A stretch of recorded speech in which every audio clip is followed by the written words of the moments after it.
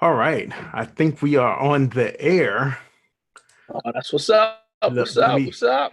let me double check. Yeah, we are on. That's what's up. That's what's up. It's about time. All right, we are on. Hey, everybody. This is Harry the Big Dog with the DJ interview. And we are doing something new today. I'm on another platform. And we have DJ Coon with us. And he's representing Connecticut. Yeah, don't forget the Juan part. Juan. Gotta put that first name in there. Yes, sir. So let's get this thing going, DJ. Happy Father's Day to you, if that applies, first of all. And Yes, it does. Thank you very much. Same to you. Same to you. happy Father's Day to everybody out there. Let us know in the chat if you can hear us loud and clear. Thank you. Yep. So let's get this thing going. When we talked, you said you originally from Connecticut and you're there now. So Right. Correct. how did your DJ journey start? When did you get this bug? Like many moons ago or yesterday or when was Yeah, it? a lot of moons, a lot of moons ago. Wow, it it really happened a long time ago. I mean, I started out as an MC in a crew back in the day. And I always used to, sneak around the turntables. Everybody used to try. I was the youngest one in the crew, so they say, get away from the turntables, get away from the turntables. But when no one was around, I would go and play with them. And it turned into something that when I went to college, I started working for a radio station at my college. I went to University of Connecticut, and Okay. yeah, I started out working out on the college radio station, and I started doing like the local campus parties. And I quit my work study job because DJing was a lot more fun than work Of study. course. Oh yeah, man. So that it started out back in the days though, starting out in a crew and just being around DJs and MCs. So that's my start. Nice. Now, Juan Coon is your real name. That's my government name. That's right. Yes. Yes. So we already know how you got your DJ name. Yeah, yeah. I mean, it's funny because in college, my DJ name in college was DJ Mellow J. That was my DJ name in college. And for the 4 years that I was at University of Connecticut, I was rocking with that. While I was in college, I had an opportunity to get an internship with WBLS. And Nice. and I was working in the programming department, and I was working with Frankie Crocker at the time. Oh, And wow. in a conversation with Frankie, You it's just funny. told your age. Hey, it's all good. Yo, it's all good. I mean, but I was real young at the time, though. I was the youngest person in the program department. But I actually told him. He during the conversation one day, he said, "What's your DJ name?" And I said, "My name is Mellow J." And he told me, he said, "Listen, use Juan Coon." He said, "Nobody will ever forget you." He said, "No one will ever forget you." So from that day, based on what he told me, I started rocking with my name. And true to form, it is taking me all over the world. So that's the name I rock Wow. with. It's my What was government it name. like working with Frankie Crocker? We only heard his name on the radio. Yeah. Oh man, listen. Let me tell you. As a college student working at WBLS during the time, I was there working with Frankie Crocker, Fred Buggs, Bobby Condors, Marley Marl, Pete Rock. We were all together working in the programming department, and I was the guy on the lowest end of the totem pole, of course. But it was, Of let course. me tell you, it was an incredible experience for me because if you really want to learn radio, you got to learn it with the best. And and just the music programming techniques that I was able to see just by being in that environment and working very closely with Frankie and Bobby Condors Right. and Bug and the Suttons and Percy and oh man, Hal Jackson. I got a chance to really I got a chance to really be very intimate and personal with just about everybody that I named. And they really gave me some knowledge on music, radio, DJing, promotions, the whole bang. I mean, that was an indoctrination to not only just New York City radio, but just radio in general. We had an all-star team at that point, and we did go #1, for the ratings, which was a really big thing in New York City radio at that time. So that was an incredible experience. I'll never forget that to the day I die. I will always remember those days. Was that in the days where y'all was battling 98.7 KISS? Yes, sir. yes, sir. 98.7 KISS. And big up to the whole KISS staff too. Man, eventually, everybody got swallowed up together, so we all became one. But some of the people at the KISS I ended up working with too, throughout the course of my years. So it's like we became like family. Wow. So what year is this around? Because I want to set a timeline for the audience.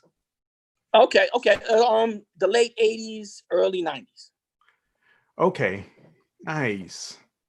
So now, how long are you at the radio station? Oh, wow. I've been at the radio station. Well, remember, I started out at WHUS Radio, which is UConn. I was there for 4 years. I was at BLS as a intern for a year, and then I ended up becoming a DJ, and I started DJing in clubs. So the funny thing that happened at this time, which is really crazy too when you look at it from hindsight, but the funny thing that happened to me was every club that I went to ended up doing live remotes from the clubs. So it just so happens that I was at these clubs, like I was at Tipton's in the late 80s, early 90s for like 6 or 7 years on the radio doing live remotes from BLS. I was at Club Carib in New York on Friday nights, and they ended up doing a live remote on BLS at the same time. And me being there, being a part of the station already, it ended up meaning that I was on the air doing like mixes with every single DJ in the city history, doing mixes on the air, live remotes from different locations. Tipton's, Club Carib, and Bahia, I ended up DJing from the 80s all the way into the 2000 era. Wow, that was a long run. It was a run. when I tell you it was a run, I mean, hindsight being 2020, it was an amazing stream of lucky situations for me to be in. The fact that the people that are working at the clubs that I ended up DJing at ended up going into remote broadcast situations, because not a lot of club owners really have the foresight to do that. But every single club that I ended up playing in turned out to be a mega club, and they ruled the radio airwaves for like years. I'm talking about over 10 years of radio. So yeah. So I've been blessed. I've been blessed, bro. Wow. Now, yeah, you're from our conversations, you're not a full-time DJ. You do a job. Yeah. Actually, I went to school for business. I ended up becoming an accountant, doing accounting work. Okay. So, I mean, I do that. I still do radio. I still do clubs. I still travel like pretty much all over the world, DJing, doing gigs. But it seems like I'm a full-time DJ. And that's what I was getting at, because as of this one, which is number 21 interview, we have 2 full-time DJs. One is DJ Fame and one is DJ Cam. and this Okay. is what they do for a living. Right. And Yeah, I you know, mean, some go ahead. I mean, a lot of things have happened along the way. I ended up, going into music production, music songwriting. Um, Ended up running record labels, working for record labels. So I do pretty much all of this concurrently, and just basically split my time up where I can. Yeah, it's been that kind of. Wow. So in your travels, so you doing the clubs, you're doing everything. How do you Mhm. get overseas? Okay. Well, the funny thing about it is, um, when the more events you do, the more people you meet. And being at BLS pretty much set it off for me, because I was able to do radio for DJing, um, live DJing on the radio. People hear you, and people come to your events to see you play live. They see you on the radio, then they see you play live. But I ended up doing a couple of events for some uh, celebrity promoters. And from those celebrity events, like I did some NBA events, I did some events for some actresses.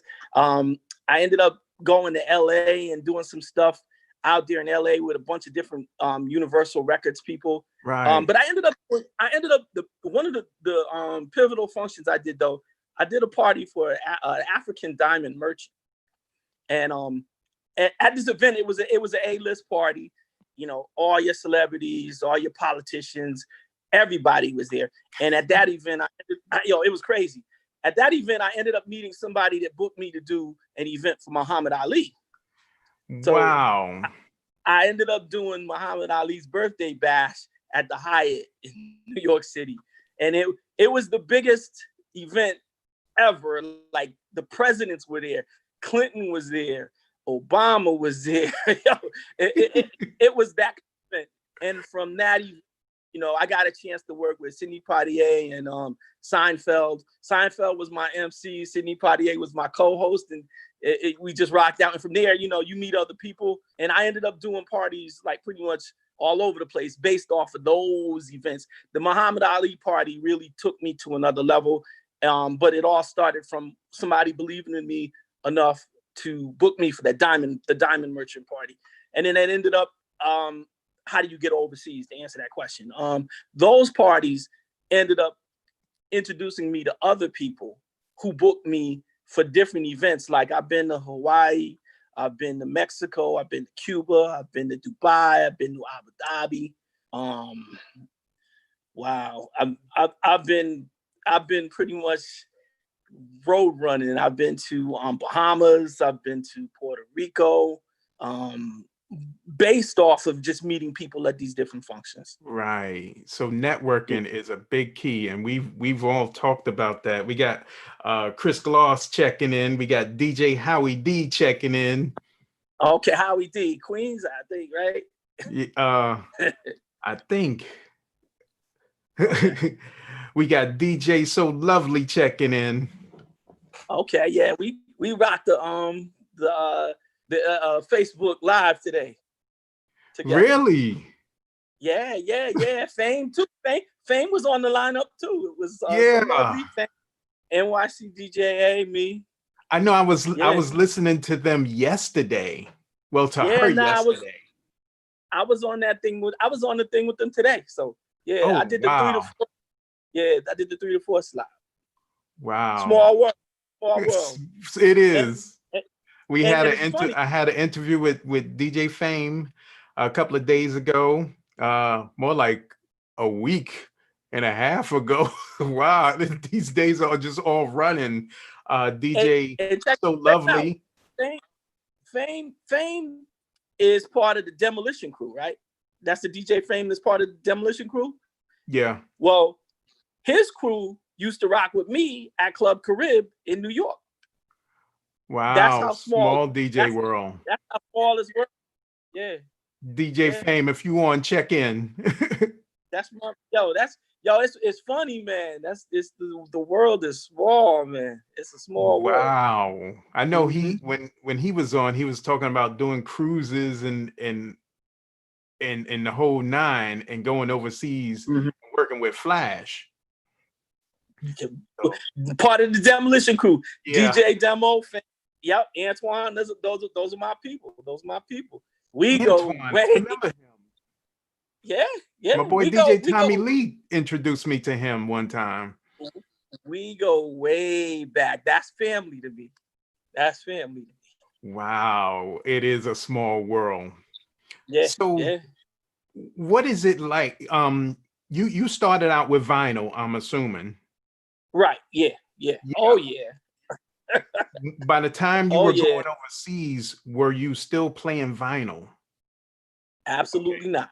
You switched up. When did you do the switch over? let me let me tell you, I was one of the pioneers of getting away from vinyl. Yo, I got a crazy story for that too. Tell it. We here. Listen, I ended up doing a gig in New Mexico, and it was around the time of the World Trade Center when that whole fiasco went down with Wow. the 2001. so yep. But I was using vinyl at that time, and I ended up getting on a plane, go and the day after, like I think I might have been on the very first flight out of New York City to go to New Mexico to DJ this gig. And what happened was, back in the days, if you were a good DJ, you carried a lot of vinyl. So if you had one of those milk crates, the long ones, it was about 200 pieces of vinyl. When you go out of town, you got to bring a lot of music with you. So I ended up bringing 3 crates with me. So you already know, when I got to New Mexico, I got to the gig because of what was going on with this whole World Trade Center thing. The plane was delayed. I initially had it set so that I would get there with enough time to chill out in the hotel and go to the gig and situate myself. Didn't work out like that. I ended up being delayed and getting there. My gig was supposed to start at 9:00. I ended up getting into New Mexico around 8:30. Wow. So you can, That's cutting it real short. Cutting it short. Still having to go get your stuff that's checked in. So I ended up getting to the gig at 9:30, 9:45. People all over the place, and no one was able to help me bring my stuff up the DJ booth. It's like 5 flights of stairs to get to the DJ booth, and the rail was about 14 inches wide. So if you know anything about those crates are about like 24 inches wide. You have to lift the crate over your head. So I had to bring all of that equipment over my head up 5 flights of stairs by myself, holding it over my head. Them records are heavy too. What? It's like 200 pounds a piece. So just to make a long story short, I ended up damaging my back and literally almost passing out after the gig. And I spent a couple of weeks in the hospital because of that. And when I got back to Connecticut, I got rid of all my vinyl. I got rid of all my vinyl, and I think I went to CDs. I think I either CDs or Serato, one of the two. CDs. I went to CDs, but yeah, I got rid of my vinyl after that. And because it worked out good for me because I do a lot of traveling. So having ease of access of getting my stuff, I get off the plane now. Everything is in one laptop bag. I get off the plane and go straight to my gig. Right. No more worried about stuff getting damaged. No more worried about stuff getting lost. Yeah. That transition was a brutal one for me. I have some back pain to account for that. Wow. So, yeah, it's crazy. So this was around the 2001. You're on the CDJs, I'm assuming. Right. And when was your leap to Serato? I'm assuming Serato. Not too long after I got into CDs, because I had been on 1200s for years before I went to CDs, and then once I got my mind open and receptive to this technology, I started seeking it out. Okay, well, if this is good, then what could this be? And then once I got to Serato, it was a whole different world, because Serato was like, yo, you can have 20,000 records in a hard drive. You could have multiple, crates of different types of music. So Yep. Serato, that the leap from CD to Serato made me a dangerous dude, because first of all, I like all kinds of music, but if you give me access to everything, I'm killing the crowd. So I was like, yo, we scrap CDs because you still have to carry CD books, but I got with Serato, and that just condensed it. No more 1200s for me. I'm good. I got a controller and a laptop, and I'll kill anything. Anything move. Controller and a laptop. Wow. And are you streaming? Are you doing the streaming on the various social medias?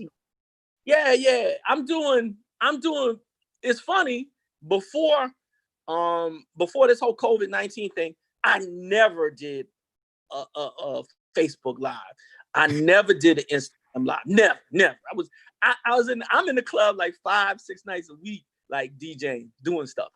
But COVID hit, and everybody jumping off on this Facebook Live thing. Is I like, people hit me up. What are you doing? Like, for the first 2 weeks, 3 weeks, I was chilling, bro. I was watching TV. I was eating. I was getting sleep. My body didn't even know what sleep was at that point.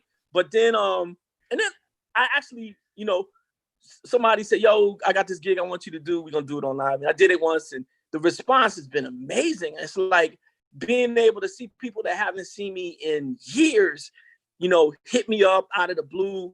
Oh, man, so it was like, I started doing Facebook Live now, and I do Instagram sometimes. I mean, I'm kind of leaning towards Facebook more, but Instagram is cool too. So yeah, I'm dipping and dabbing in both of them. I know that. We got DJ So Lovely said, what favorite genres of music do you play? Well, I play everything, and it's kind of hard to get a favorite because I'm so deep. I'm very musically eclectic. Like I love hip hop. I love R&B. I love house. I love soca. I love calypso. I love reggae. I love disco. I love jazz. I love neo soul, and I do all of those kind of functions in clubs and in parties too. So I really can't say I have a favorite. I like music. Like, if I hear music hitting the window pane, water hitting the window pane is melodic to me. I like that. So I can't really say I have a favorite type of music. I appreciate the art form of being able to be in front of people and just take music and make people happy. So it has to be everything. But I mean, I like classic, old school, throwback R&B. I like trap music. I'm real eclectic with what I like. And basically I play very eclectically too. Like, if you come to my party, you're gonna hear some of everything. I play Spanish music, I play Haitian music, I play anything. Like, if people move to it, I'm gonna play it. So She's laughing too. So backing up a little now. We left BLS. Did you get with any clicks? Did you start DJing with anybody?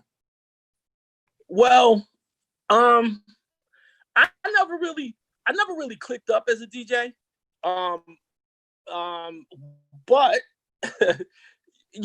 when you play with a lot of cats for a long periods of time, you kind of become a clique. So some of the people that I really DJ'd with a lot when I was coming up was Tommy Allen from New York. Rest in peace, Tommy Allen is my mentor. Yeah. Yes, and Tommy really looked out for me. He whenever he could, he would put me in position to play at big events. So Tommy kind of clicked up with me.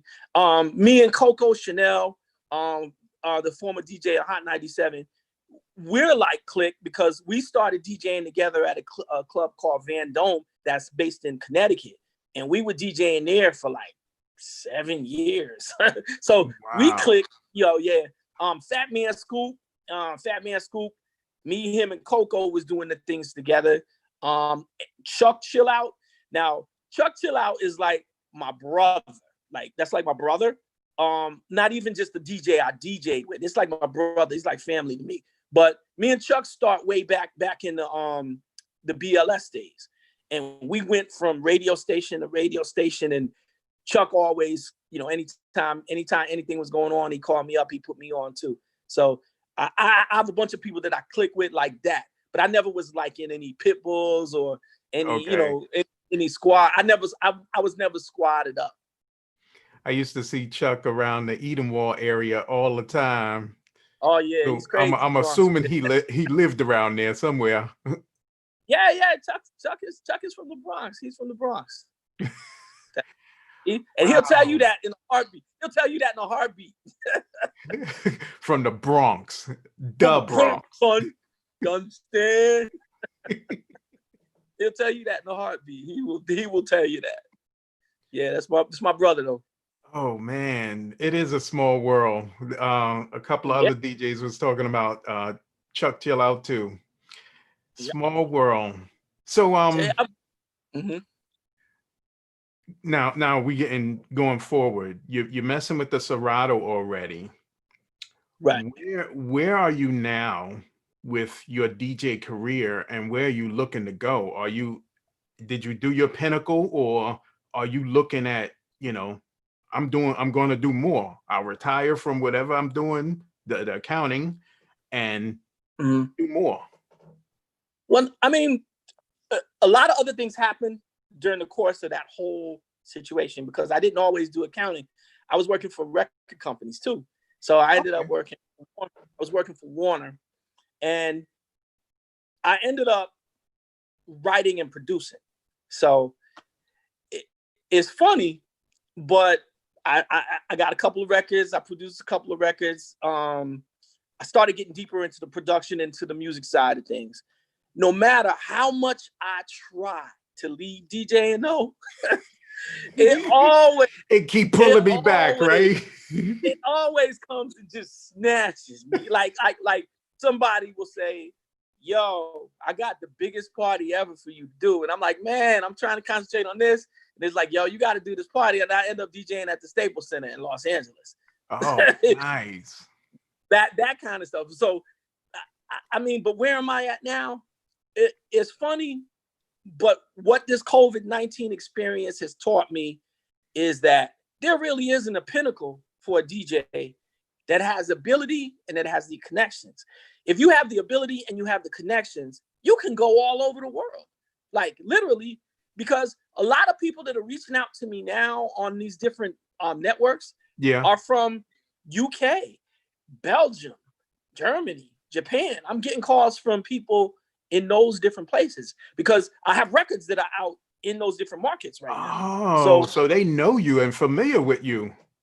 Yeah. So I mean, right before this COVID thing, I had like a 6-country tour that I was getting ready to embark on, and basically go with artists and produce, you know, do music, do shows, and perform in clubs. I had actually had that all set up, and the COVID thing happened. So it kind of squashed everything temporarily. But what I see is that through social media, I can still be in people's faces doing what I do, letting more people know, because the internet is lightning fast, bro. It's revolutionized what I do, because now more people can hear about me more. And when people see the eclecticness of the music that I play, I get calls from marketing companies that want me to do like different venues and events for them. And it's real cool, domestically and internationally. So there really is no pinnacle. It can go as high as you want it to go.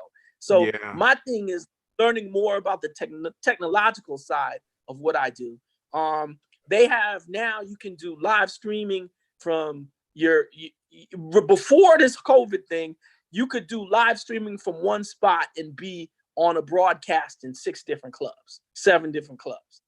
And that was part of the whole technological thing that I'm starting to explore right now. So it really is a pinnacle. My thing is just the time. Where do I get the time to do the music, to produce, to write, and to DJ, because the DJ thing is killing me, bro.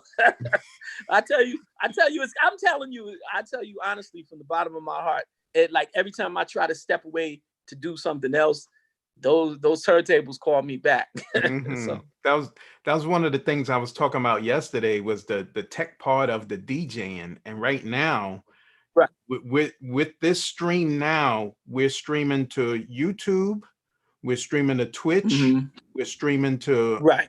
Periscope, we're streaming to Okay. Daily Motion, and we're streaming Right. to my Facebook personal page, my Okay. Facebook DJ group, and my Facebook DJ page, all at the same time. Okay. Okay. And so you using like a restream type Yeah. broadcaster? Okay. See, Yeah, but I had to do it through the that's Zoom now because right. you know, getting a Because little technical. Restream doesn't play well with cell phones. And I know that's what you was right. on, and it would have came out blank. I learned that the hard way, you know, going through this whole Yeah, yeah. process. So I was like, But let see, me go to Zoom and I can bounce Zoom to everything else. and that's the beautiful thing, and you really incrementally increase the numbers of people that have access to you. So Yes. it's a beautiful thing. So that's been my focus, is learning more about the technology to make my life easier and not harder, to maximize the amount of time that I have doing what I got to do so that I do the best that I could do. Right. So now tell me about this party you threw the other day. People gotta hear this story. Oh man, you talking about the one that was recent? Yeah. Okay, so one of the artists that I write and produce for on my label is Diamond Life Music and Media. Her name is Phoenix Fire, and she's an incredible vocalist, right? So she has a birthday, and she says, Juan, I'm gonna throw a birthday party, because in Connecticut they relaxed the rules a little bit. You can't, at that time you couldn't dine in, but you could have a party outside if you had 6 feet social distance. Right. So anyway, Phoenix was like, Juan, yeah, I haven't DJ'd out live in 3 months, like in a DJ capacity. I haven't been to the club, nothing. I had some good memories from before COVID, but it's like whatever. 3 months, I'm chilling. I'm doing this Facebook thing. I'm doing Instagram. I'm chilling. So she goes to me, she goes, Juan, I want to have a party. I said, all right, Phoenix, yo, we're gonna have a party. How many people are you gonna have, Phoenix? I'm gonna have 30 people. This club in downtown Bridgeport that I DJ at, it's a really upscale, really nice venues called Rum and Tequila. So she got that club, and they said, okay, well, you can come and you can set your equipment up outside. So I set my stuff up outside. I'm inside the club. Everybody else is outside. They're not letting anybody in the club because of the rules and everything. And that whole block was rammed. Jumping, huh? Was the whole block? The whole block was rammed. Sidewalk up and down the street. And at one point, the people started dancing off the sidewalk onto the darn street. They were dancing in the middle of a busy street. It's like it's like, wow. It was on a Sunday, and it was Sunday like around the 4 or 5ish. But yeah, it was crazy. It was crazy. And that was the first post-COVID event that I did.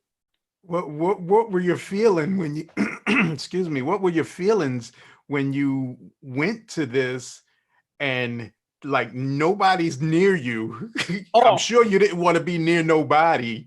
I mean, it's funny, but I've been in situations as a DJ where I've had to play and I couldn't see my crowd. Like I've done some CIAA events before at multi-floor clubs. I actually did a day party in North Carolina at the CIAA and just slayed it. And the owner of the club said to me, he goes, we have another room upstairs. I want you to do the second half, which is the night event, and we're going to have you playing upstairs and downstairs. And I said, what? So don't you have another DJ for downstairs? He said, no, we want you to play upstairs and downstairs. So now get this. I already was playing from 9 o'clock to 3 o'clock, right? So he books me for the second party. So now I'm playing from 4 o'clock to like 1 o'clock. I knew you And was tired. what? I was crazy. Like it's a full day of DJing, but it was dope. But I couldn't see the crowd downstairs. I didn't have a monitor. I could hear people screaming. I could see the people that were on my floor. So, having been through that scenario, this rum and tequila event felt a little bit like that. But they have a window I could see like right in front of me, and I knew I had the crowd rocking right in front of me. But I didn't know about the people on the street. I didn't know the people dancing in the street. I didn't know none of that until until it was over and I walked out and looked at the crowd. I was like, holy this is crazy. This is crazy. Yeah, but as long as I could see a few people and I could get a vibe off of a couple people. Yeah, because you really need that as a DJ. I key on those people. My thing is when I go into a party situation and you people come in there with all kind of feelings and personal baggage. My job is to make you forget all your personal baggage and have a good time. So whatever you've been going through for that entire week, we're going to get down to this and have for the next 6 to 8 hours. I got you. That's my mentality. Wow. All right. So we're looking for a horror story now. What was the worst party you've done? You forgot your needles. You got your record stolen. What was it? Listen, I mean, every DJ have those stories. Every DJ, but I'm gonna tell you my worst horror story. Okay, as a DJ, you spend your entire life DJing for the next gig, which is the biggest gig, the next gig. You're trying to plateau. You can't do the same thing. You're trying to do bigger and better. So right. I got booked to do an event in Los Angeles at the Staples Center. Now, I'm gonna share this with you. I haven't really told nobody else. My people that was with me know about this, but I'm gonna share this with you. I know it's all over the world now after this, but so anyway, nobody looking right now. So anyway, so the promoter goes to me, you don't have to bring nothing. And I'm scratching my head because every time I hear that, I get someplace and there's always a surprise. But because this was such a big event, I didn't bring my turntables, I didn't bring my CDJs, I didn't bring my controller. So I told them a specific type of CDJ that I use. When I got to the event, my plane was a little delayed. That's a common reoccurring motif for a traveling DJ. Your plane is always going to be delayed. So I ended up getting to LA. I did a gig in Boston. We flew from Boston. I did a gig in Connecticut, and then I went to LA. So that's what my weekend was like. This is what happened. I got there. The plane was delayed. Ended up getting to the airport. You've got to go directly to the Staples Center for sound check. What? I can't go to the hotel room. I can't brush my teeth. Yo, ended up going to Staples Center. They didn't have the CDJs that I asked for. They had some alternate CDJs. Okay, never used these before, but I got, it's no time to get what I want because the show is gonna be starting in an hour. So I tried out. I tried them out. They seemed to work. Cool. Right before showtime, because it's like multiple stations involved, multiple TV shows, cable vision shows involved. I got like 3 headsets. I got my normal DJ headset. I got one headset for a producer A, producer B, and producer C. Dude's like, okay, at such and such time, you're going to play your first record. I got one dude in the other ear screaming, play the other record down. So I got 3 people telling me what to do. I go to turn on the CDJ. Guess what? It don't work. No, the motor's dead. The motor got some bootleg stuff. The motor is dead. And now listen, it's not just a regular gig. It's not a regular gig. There's 50,000 people at the Staples Center that I'm playing for. 50,000 people, and I'm up here DJing with a jacked up setup of CDJs. So This is when technology kicked in. With Serato, you can play off of one set of CDJs. You can play off one CDJ. Never did it before in my life before that. Never did it before I heard in my it life. can be done. But I did it. I figured that out real quick. And you know, the funny thing about it was I made it through the gig. They didn't know that I was sweating bullets, bro. I was sweating bullets because one false swipe of this or push a wrong button and you're messing up in front of 50,000 people. And it ain't the same as like 500 or 200, 50,000 people, man, you know. But we ended up rocking it. And I survived it. And I learned a lot from that lesson. That lesson taught me never go nowhere without my own shit. I know that. My own stuff. I don't care what nobody says. I'm bringing my stuff to the gig. You don't say I don't have to bring it. I'm bringing it. I know that. But that technological thing, it came through. The Serato doubles, man. Oh man, it came through right when I needed to. And plus, I have my crew with me that was able to do some stuff to help me do my transitions so that I wouldn't have lag time, which was killing me at that. Yeah, I mean, when you got 3 headsets on, people telling you what to do, everybody wants you to be on cue at the snap of a finger. Do this, do it now, do this, play this, play that.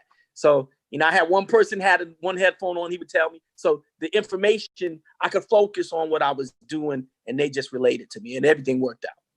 But that was a horror story for me. Wow. Horror story. Because nobody ever knew. No one knew. Thank you for sharing it. I think we're the first. Yeah, I didn't even tell the promoters. And you know, at that point, I just had to take that for the team. I learned the hard way. Never trust and rely on nobody with your equipment. Make sure you bring your own stuff.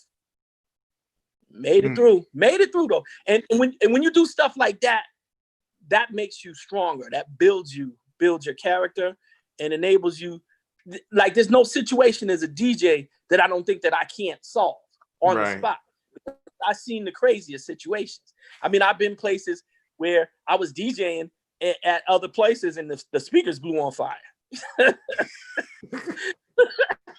On fire? So, oh man, like I'm playing and all of a sudden the woofers are on fire and it's like somebody says, "Oh, the speaker's turning up." I'm like, "What the hell?" It was one time, and this was when I was at BLS. You know, when I was at BLS, I was getting all the intercompany gigs, and somebody booked me to do a event at a rec room.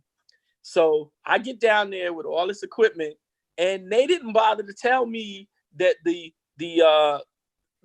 cable, the electricity had been altered from 110 to 220. Wow. So you can imagine what happens when you plug into that, right? 5 minutes after being plugged in, your system is fried. Did you blow everything? No, I didn't. And you know why I didn't? Why? Because I had a surge protector, a heavy duty surge protector that was fried. It did its job. It sacrificed. Yo, it took one for the team. My man that was at the sound shop, he said, "There's no way you could blow this surge protector." I said, "Oh, really?" I said, "Okay." That day, I brought that to him, fried up, but I ended up snaking the electricity out of that room, and we went on. The party went on. So, yeah. Wow. That's horror stories. I got horror stories. That's crazy. All right, your best party ever. My best party is the Muhammad Ali party. The Muhammad Ali party, hands down.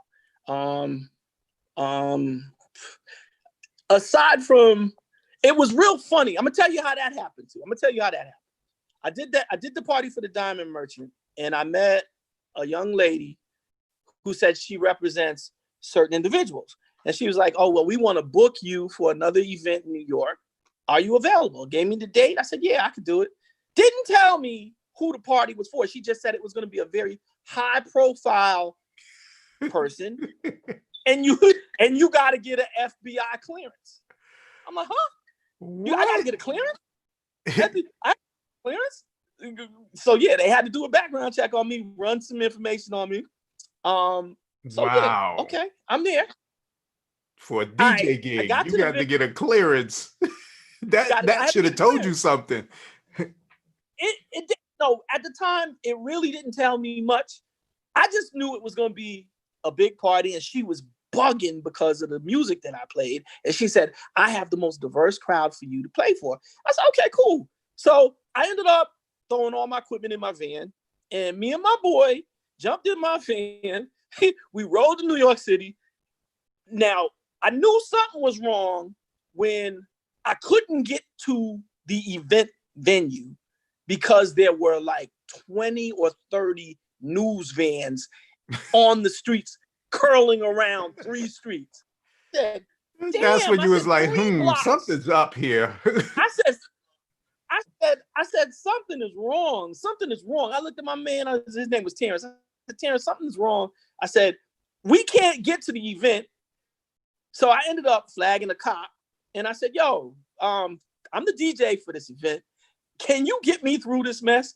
And the cop actually rode me past all of the news guys, all of the vans, paparazzi, magazines, everything. So we rode in, we got into the venue, got into the section, and I'm taking my equipment out, and this is another instance.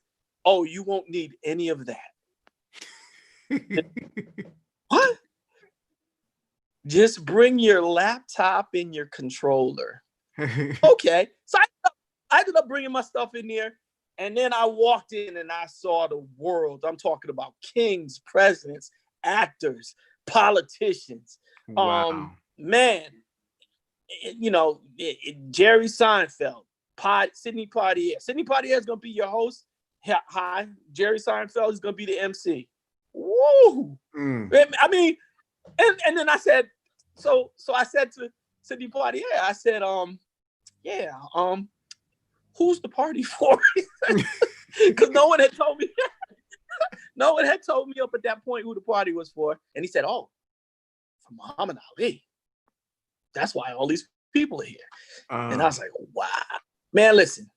And it's funny because I'm up there. There's thousands of people in this room. And I'm like, they did all of the talking. It was very emotional. Very emotional. They did the ceremony.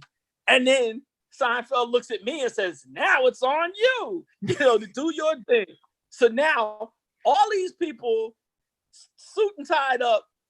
What do you do? What do you do? Wow. So I just went into my mode. I was all over the place musically. And let me tell you, them people had suits and ties off, jackets off. Ladies was kicking shoes off. That was that kind of night. So I mean, and I gave out like 1,000 cards that night, man. It was just an incredible experience for me. I will never forget it. And that one party took me all over the world. So that was a once in a lifetime thing.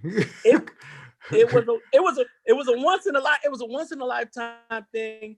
It was unknown. I didn't pray for it. I didn't know it was going to happen. It just happened. And it was beautiful. I mean, it was beautiful. I mean, the people that hired me had so much trust in me to DJ that clientele. I mean, kings and queens, presidents, and actresses, actors, financial people. It was an amazing event. But I'll never forget it. Wow, that is amazing. Yeah. Now, the party when the girl came up to you. Let's go back to that. Mm-hmm. How did you get there? Okay. Because if you wasn't there, that whole Muhammad Ali never happens. Right. Well, I mean, I ended up being, like I said, I mean, BLS ended up putting me in the right places. So, oh man, through BLS, I ended up getting approached by a lot of promoters, New York promoters, Jersey promoters, Connecticut promoters. So I ended up doing a lot of gigs at that point. I was doing a lot of gigs. I was doing like 4 or 5 gigs a week. And Wow. at and I ended up doing like a lot. I also did corporate gigs too. So I actually met the person who booked me for the Diamond Merchant at like an IBM event. I did an Okay. IBM event.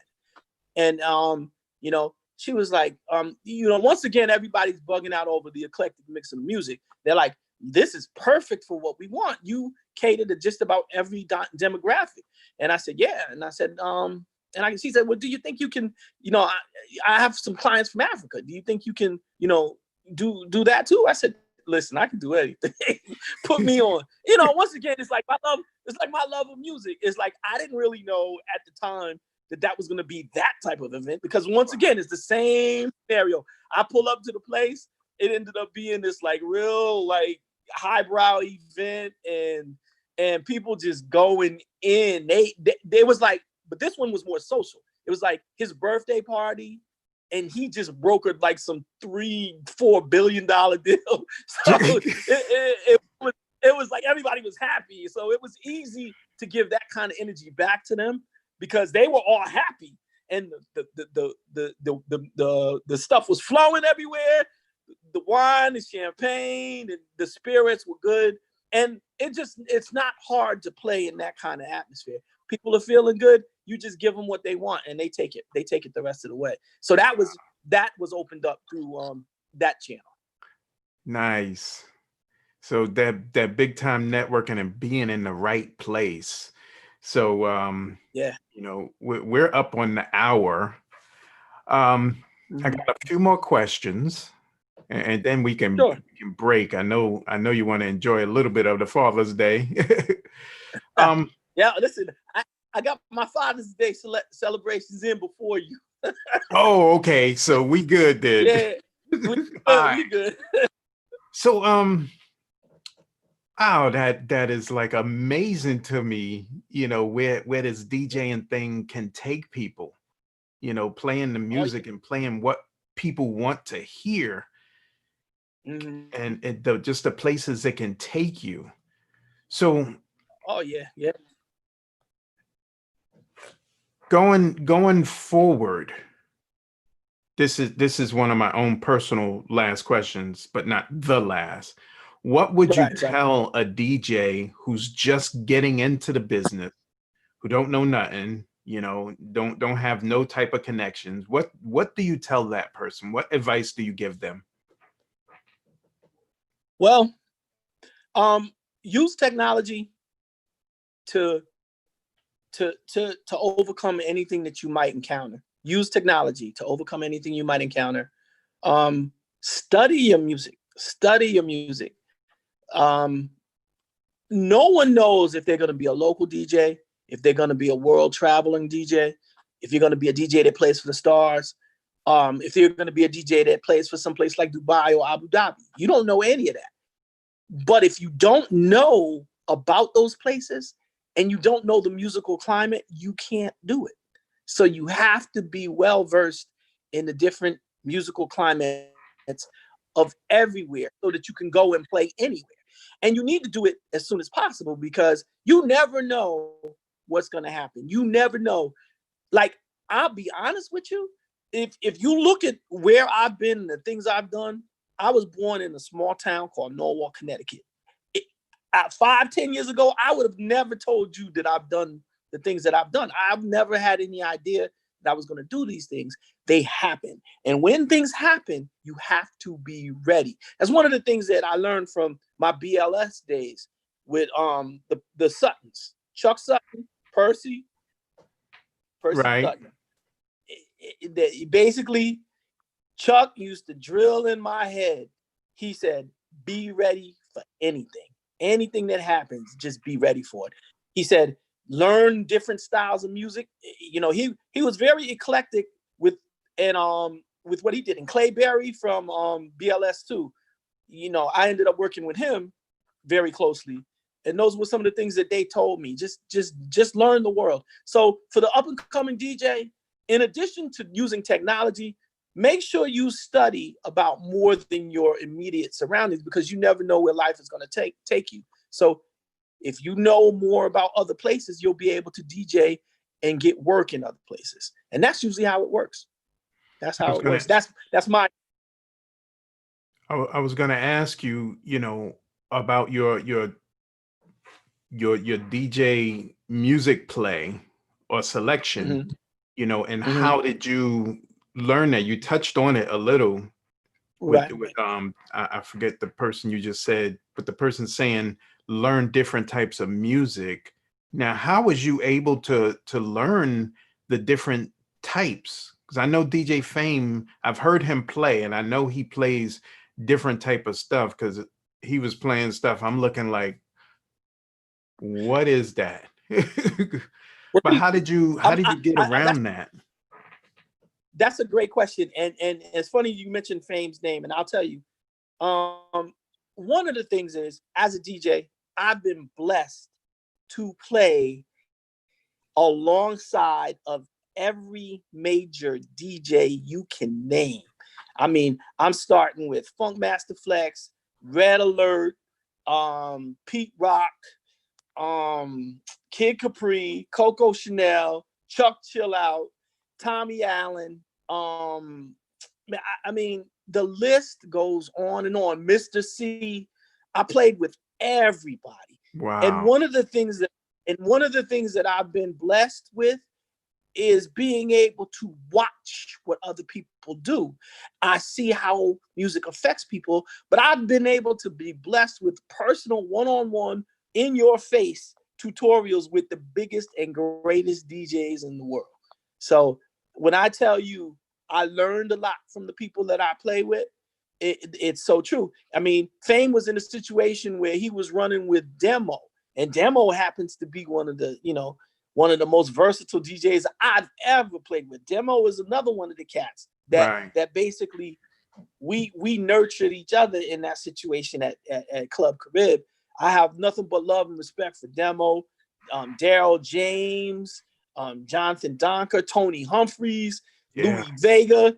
These are and I've played with every one of those people. Wow. So in the booth, whether me going before or me going after. So, Grandmaster Flash, I played with him too. So Tony Crush from the Cold Crush Brothers, Yeah. played with him. It's like one of my best friends right now. But I I've think he had a learned birthday so. a couple of days ago. Yeah, his birthday was last week. Yep, sure it was.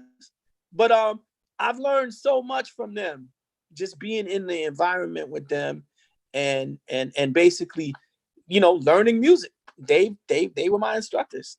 Yeah. There's no way you could be in that environment and not be a sponge. And If not be, you're not yeah. a sponge, then you're really wasting your access to such great people. And they are all great. I mean, me and Kid Capri did millions of parties together. Me Mm. and Mr. C did millions of parties together. Me and Chuck, me and Tommy Allen. I mean, the DJ Lance. These are all people, that you got, rest in peace, Lance. But these are all people that taught me a lot. Yeah. Yep. I only got wind of DJ Lance, you know, I've been out of New York. I'm in Virginia. I've been out of New York for a while. And I only got wind of DJ Lance, you know, a couple of months ago, around Mhm. when he passed. And I was like, wow, Yeah.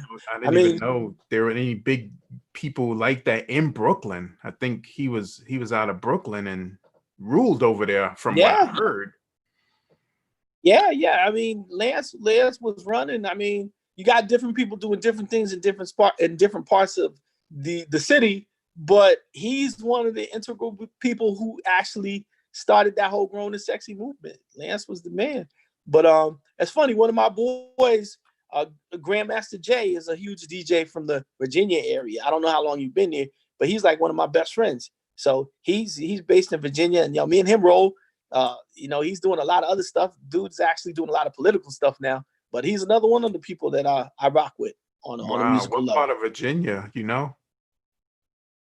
Oh man, I can't remember. I don't know if it's Richmond. Richmond, Virginia. Okay. I'm about an Yeah, yeah. hour and change from there. Okay. Yeah, it's a small world though, bro. It It's small. is. It really is.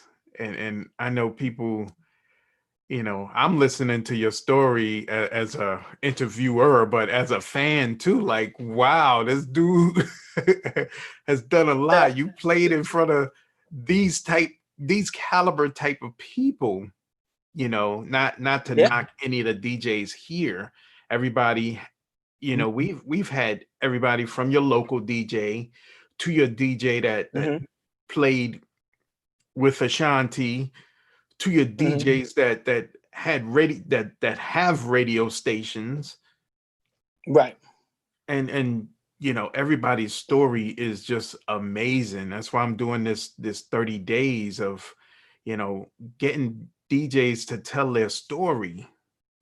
Yeah, I mean, it's my story is I tell everybody that will listen, I've been blessed. I mean, music has just revolutionized my life and just totally allowed me to realize that there is no restrictions, no limits on what you can do.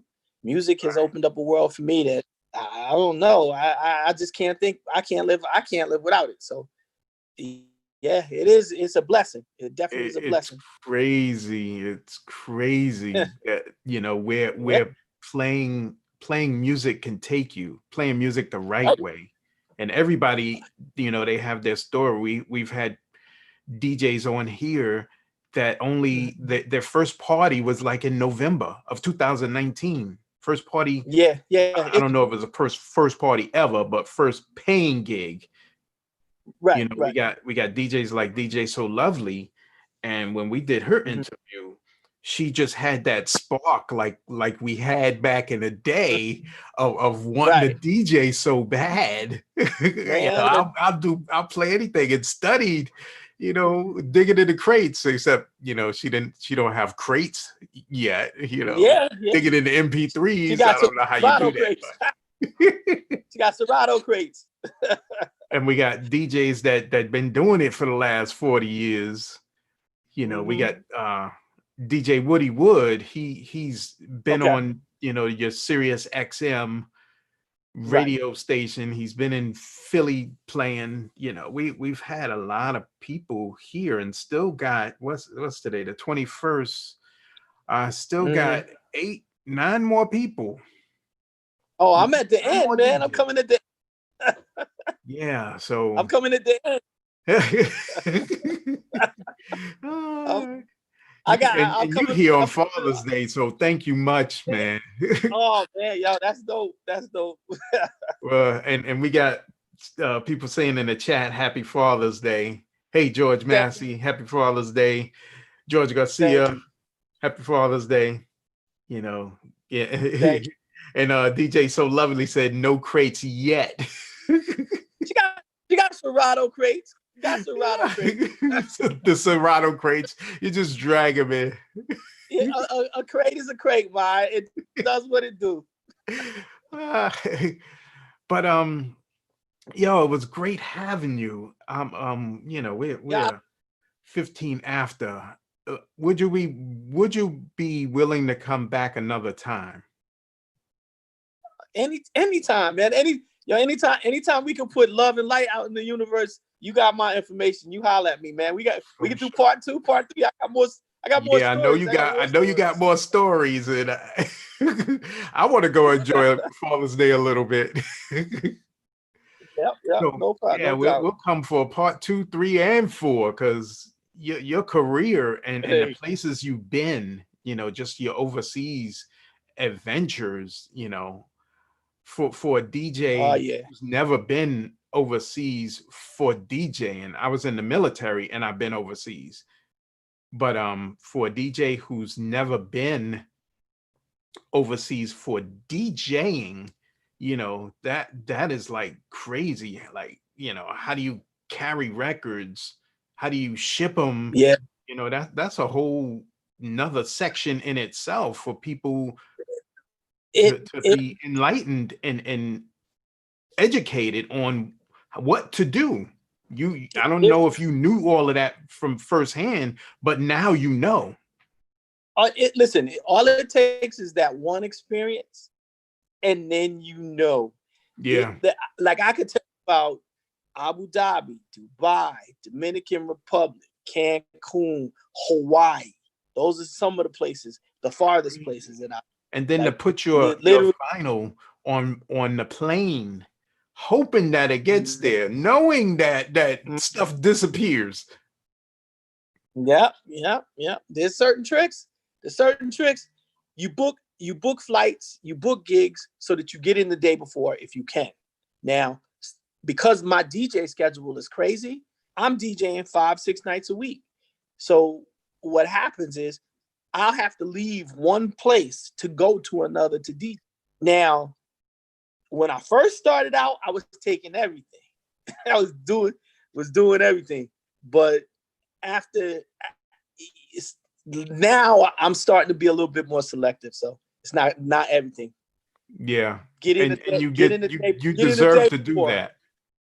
Get in the day before, do what you gotta do, go to the next gig. So that's where I'm at now. Mm. And I know. So we gonna definitely have you back again.